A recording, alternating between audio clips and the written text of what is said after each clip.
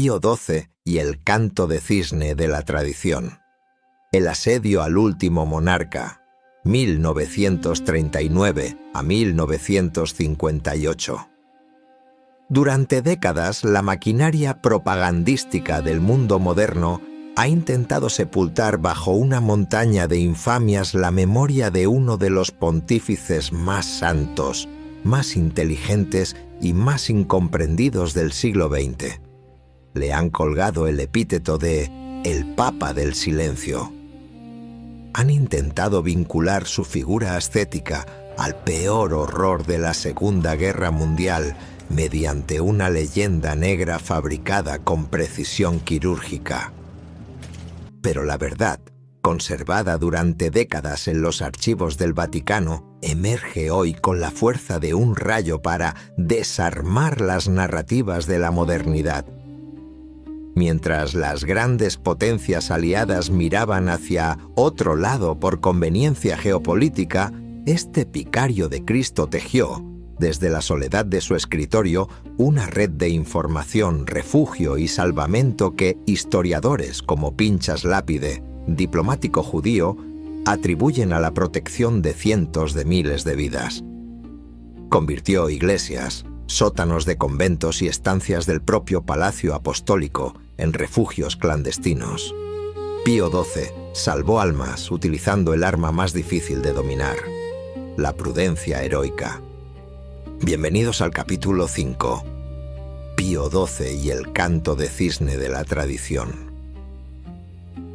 Hoy conoceremos la verdadera historia del pastor angélico, el hombre que sostuvo el dique de la iglesia de siempre, mientras el suelo bajo sus pies comenzaba a resquebrajarse. El dilema de 1942 y la moral de la eficacia. Para comprender la magnitud del asedio, debemos viajar a 1939. El 2 de marzo, en uno de los cónclaves más rápidos de la historia, es elegido Eugenio Pacelli, Pío XII. Su pontificado nace bajo el signo de la tragedia. La guerra está a punto de estallar y el nuevo papa se convierte en objetivo de todos los servicios secretos del mundo. En 2023, la apertura de archivos de su pontificado reveló una carta estremecedora, diciembre de 1942. La resistencia alemana informaba al secretario del Papa, con precisión escalofriante, de los asesinatos masivos en Bełżec, un campo de exterminio nazi en el distrito de Lublin, Polonia. La modernidad pregunta: si lo sabía, ¿por qué no lo gritó al mundo? ¿Por qué no excomulgó públicamente a Hitler? La respuesta no está en la cobardía, sino en la responsabilidad moral de un hombre que cargaba sobre sus hombros el destino de millones. Pío XII sabía que una condena pública podía desencadenar represalias inmediatas. No era teoría, ya había ocurrido. En julio de 1942, los obispos de los Países Bajos denunciaron las deportaciones nazis. La respuesta fue brutal. Las SS ordenaron detener a todos los judíos bautizados que hasta ese momento habían estado relativamente protegidos. Entre ellos, Edith Stein, Santa Teresa Benedicta de la Cruz, brillante filósofa alemana de origen judío. Al conocer la tragedia holandesa, Pío XII tomó una decisión desgarradora. Quemó los discursos de condena pública que ya tenía redactados. Entendió que la moral de escaparate costaba vidas reales. Su silencio público fue un escudo. Su acción clandestina, un arma. Del fruto del silencio y el testimonio de Israel Zolli. La red de información del Vaticano era sorprendentemente eficaz. Sacerdotes en los frentes, diplomáticos y religiosos en territorios ocupados. Pío XII manejaba un mapa geopolítico más preciso que el de muchos gobiernos aliados. El argumento definitivo contra esta leyenda negra no proviene de un teólogo católico, sino del líder espiritual de los perseguidos, Israel Zolli, gran rabino de Roma durante la ocupación. Zolli vio cómo, cuando las SS exigieron 50 kilos de oro bajo amenaza de deportación, Pío XII ordenó abrir las reservas del Vaticano para completar la cantidad.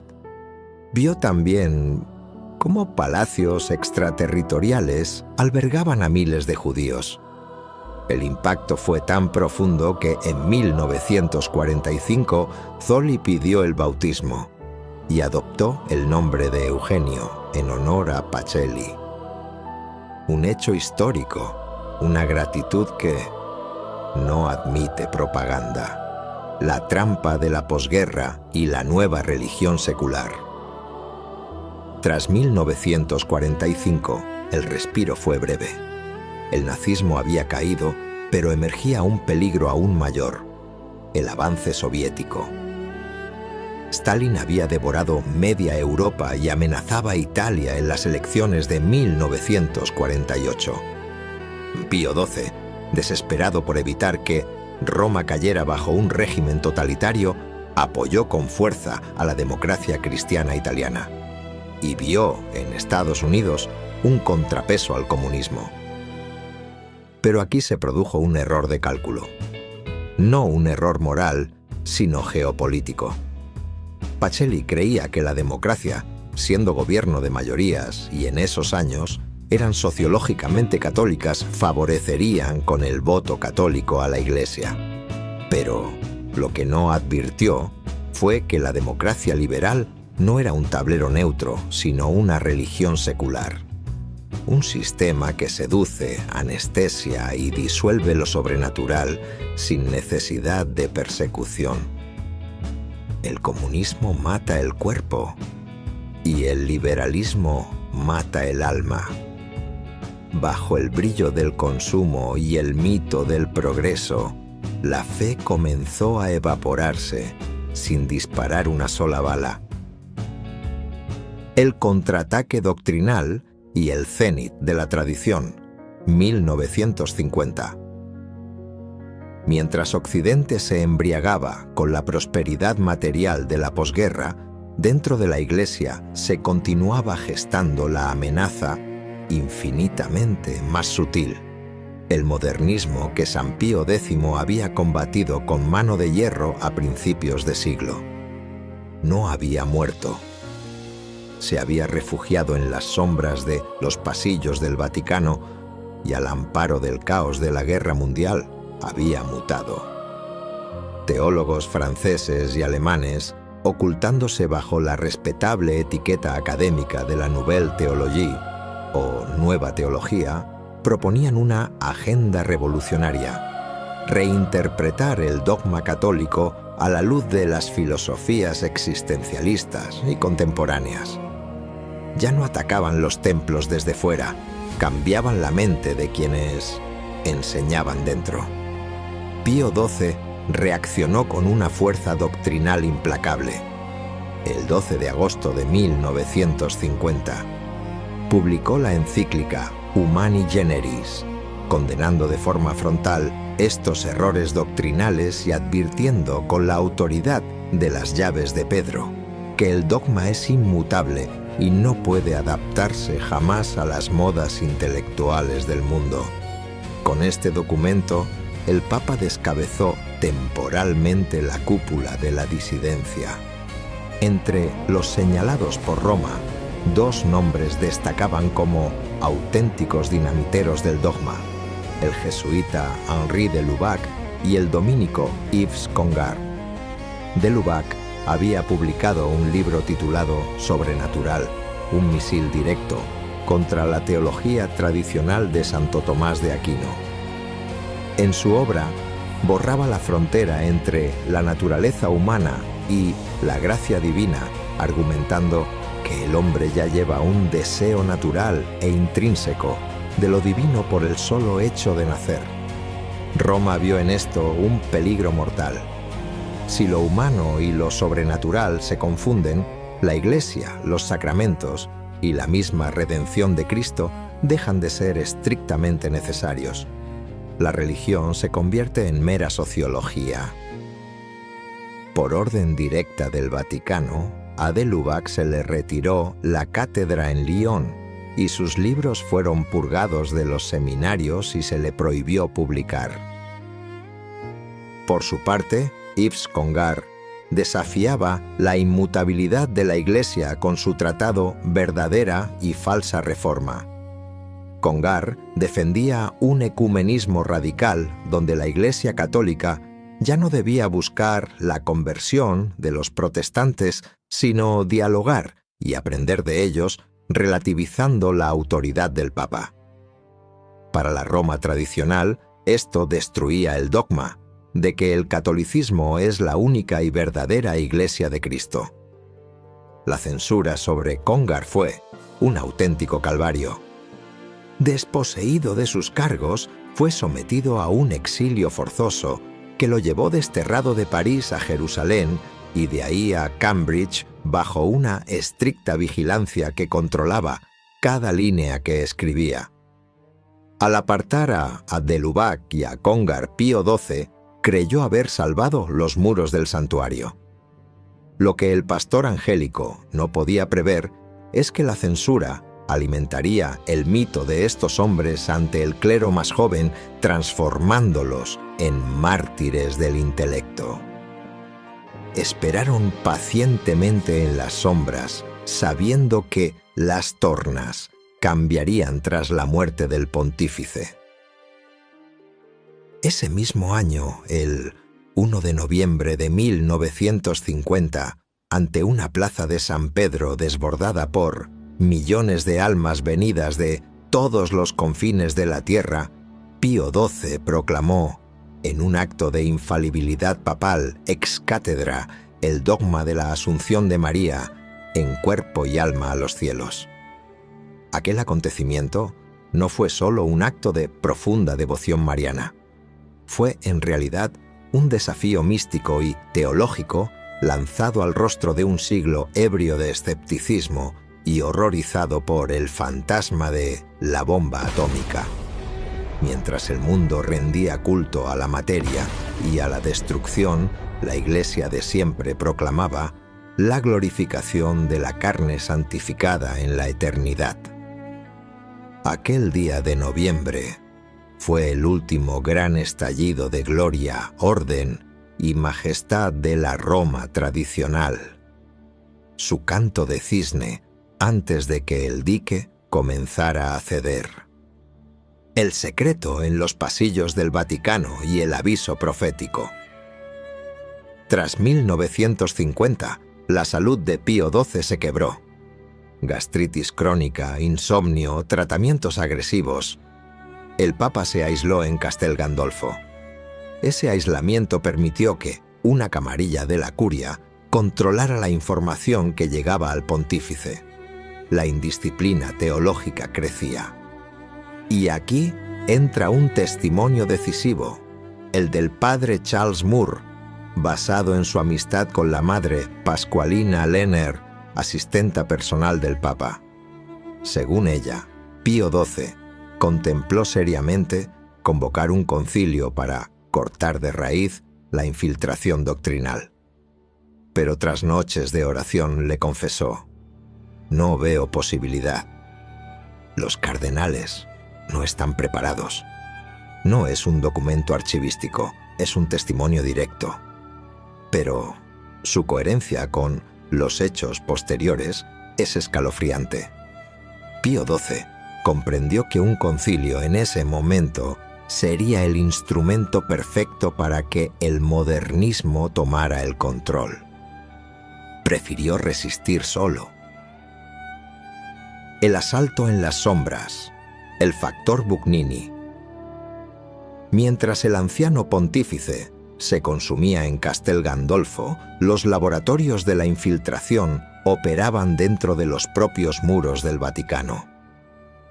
La Comisión para la Reforma Litúrgica, creada por Pío XII con fines pastorales legítimos, comenzó a ser moldeada por manos que el Papa jamás habría imaginado.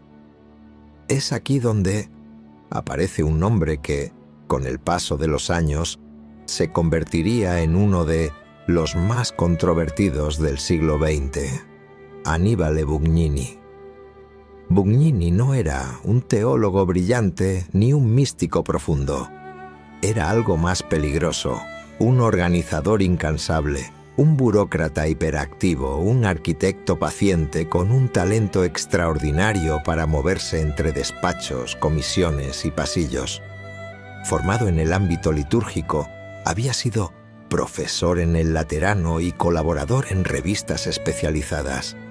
Pero su verdadero poder no venía de su erudición, sino de su habilidad para tejer redes, ganar voluntades y presentarse siempre como el hombre práctico que resolvía problemas.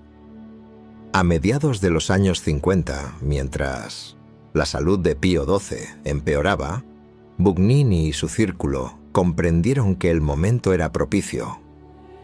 El Papa ya no podía revisar personalmente cada documento.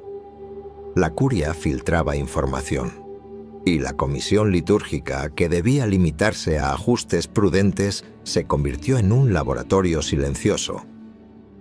Bajo el pretexto de facilitar la participación de los fieles, introdujeron cambios que parecían inofensivos: la reducción del ayuno eucarístico, modificaciones en rúbricas antiguas y sobre todo la reforma drástica de los ritos de la Semana Santa en 1955. A primera vista, eran simples mejoras pastorales, pero en realidad eran un ensayo general, un banco de pruebas para algo mucho mayor. Bugnini no tenía aún el poder absoluto que alcanzaría bajo Pablo VI, pero ya había logrado algo decisivo: colocar su visión litúrgica dentro de los documentos que el propio Pío XII firmaba sin poder revisarlos a fondo. No por malicia del Papa, sino por agotamiento físico y aislamiento administrativo. El enemigo ya no estaba fuera, refugiado en bibliotecas progresistas. Estaba ya dentro del despacho del Papa, redactando las nuevas leyes del altar mientras Pío XII agonizaba en silencio. El fin de una era y el abismo del cónclave. El 9 de octubre de 1958, en Castel Gandolfo muere Eugenio Pacelli.